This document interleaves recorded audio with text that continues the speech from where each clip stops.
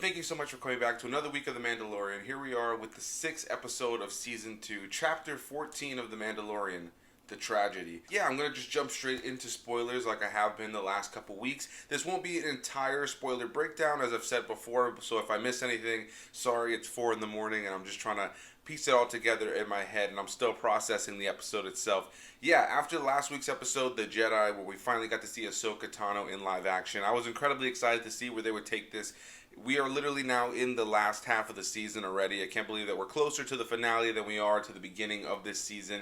And man, has this been a season. I have thoroughly enjoyed this season on an overall level, and it's been so great to see characters from the books and comics make appearances in the show, while also having characters from the Clone Wars and Rebels make appearances, and obviously have characters like Boba Fett make an appearance again in live action. So yeah, it's been an incredibly rewarding season for anybody who's a really seasoned Star Wars fan, and a great way to have these characters introduced for the first time to people who maybe have never seen those shows. It's been really awesome to see so many friends of mine go back and watch the Clone Wars and Rebels now, because they want to catch up and make sure that they know all the story that's gone on around the movies that they haven't really watched up to this point. So I'm glad that The Mandalorian is finally pushing people to go check out these shows that I think a lot of people just kind of have a negative outlook on because they're animated. And yeah, it's been great to see the love from those. So anyway, let's jump into this episode. Right at the very beginning of the episode, like I said, the episode is titled The Tragedy, and I was like, of Darth Plagueis the Wise?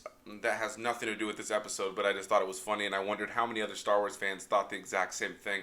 But yeah, we end up going to Tython, the planet that Ahsoka told Din, the Mandalorian, to take Grogu. And yeah, I still love the name Grogu. I think it's so awesome. I love seeing people complain about the fact that his name is Grogu, the child, Baby Yoda. I'll never call him Baby Yoda ever again now that I know his name is Grogu, and I just love that people are so upset about it. It's like, what name did people expect? Did they want him to be called, like, Yoda, like, or something closer to Yoda and Yaddle?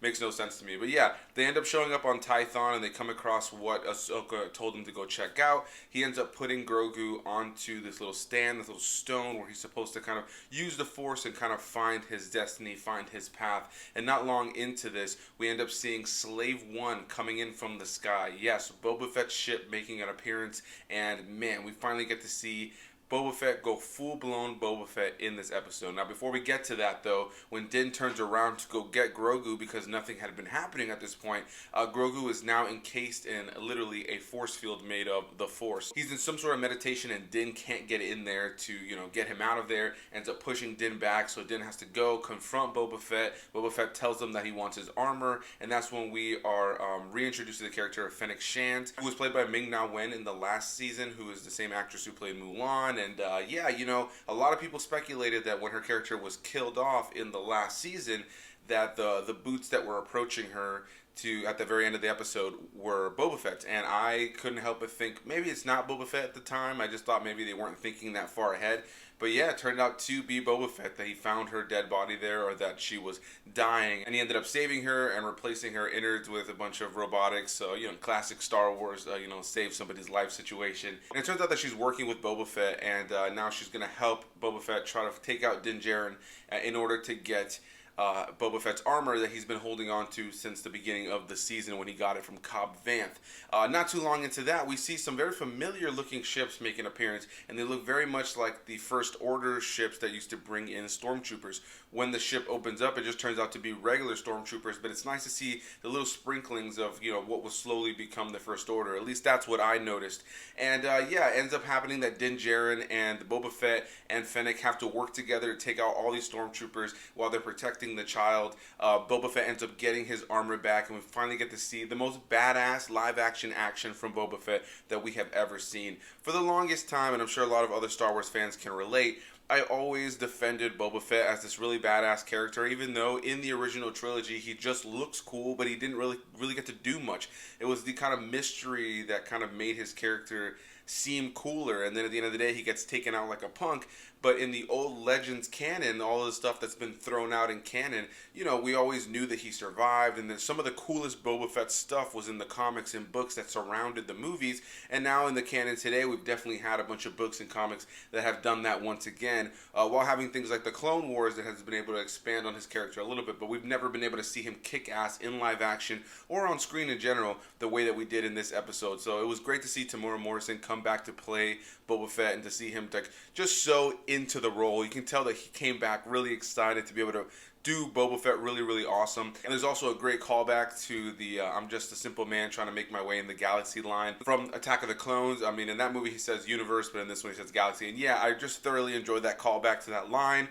Yeah, so as they're all working together and fighting, at some point the force field goes down around Grogu. He's done with whatever he was doing with the force on top of that little stone. That's when Moff Gideon ends up destroying Din Djarin's ship, like completely destroying the Razor Crest, and I did not expect that. A shot comes from space or up in that area above the clouds, and we find out there's a light cruiser up there of the Imperial cruisers, and man, what an incredible moment where we get to see Moff Gideon and he sends out the Dark Troopers. I talked about that a few episodes prior where we saw those clones. I had kind of theorized that maybe it was something to do with Snoke, and then there was some dark armor at the end of that episode, and then I didn't even think about it at the time, but I was like, yeah, Dark Troopers. And that's kind of one of my favorite things about doing these videos. The moment I saw the episode is I'm able to kind of just ramble out my thoughts at 4 in the morning, but then I have the whole week to talk to various Star Wars fans that I know either through online or close friends in person, and we get to theorize and talk about maybe what we think they're pulling from Legends or what they're pulling from the canon itself to expand upon the show. And man, I'm just loving the show so much. There's just constantly so much to talk about and so much to think about and theorize about, and I'm loving having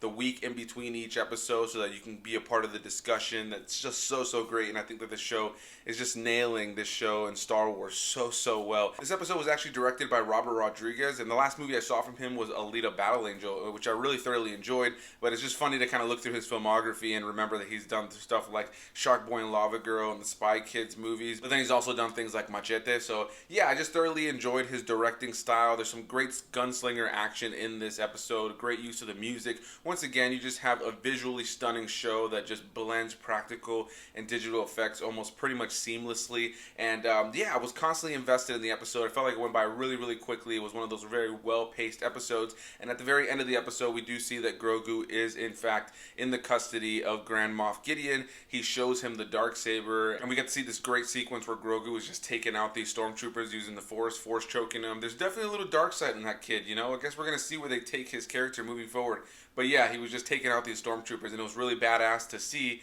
And at the very end of the episode, we do see that Din Djarin actually went back to Navarro to see Cara Dune, who's now a marshal under the New Republic, which we saw a couple episodes past. And he ends up asking her about a specific prisoner that the New Republic has named Mayfield, who is from the last season, played by Bill Burr. And he wants to break him out. Cara Dune's like, can't do that. You know, now I have rules I have to follow under the New Republic. And that's when he tells her that they have Grogu the child. So yeah, that's essentially where we are now. You have Boba Fett and Fennec Shand working with Din Djarin the Mandalorian while he just went to go get Cara Dune in order to get Mayfield. And if Ahsoka ends up showing up again, this looks like the finale of this show is just going to be this huge team up with everybody going to get Grogu. So I'm incredibly excited to see what we have in store with the last few episodes of this show.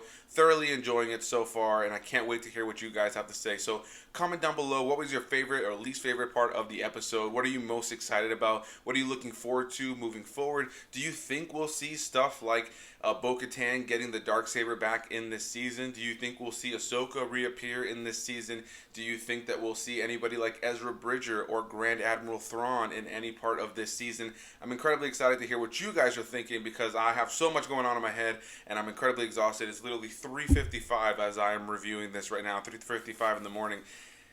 Why am I doing this? I'm crazy. But either way, thank you guys so much for watching. I greatly appreciate it. You guys can leave your comments down below. Hit that like button if you guys enjoyed this video. Hit that subscribe button if you guys are looking forward to more content here on this channel. And I'll see you guys in the next one. Bye-bye.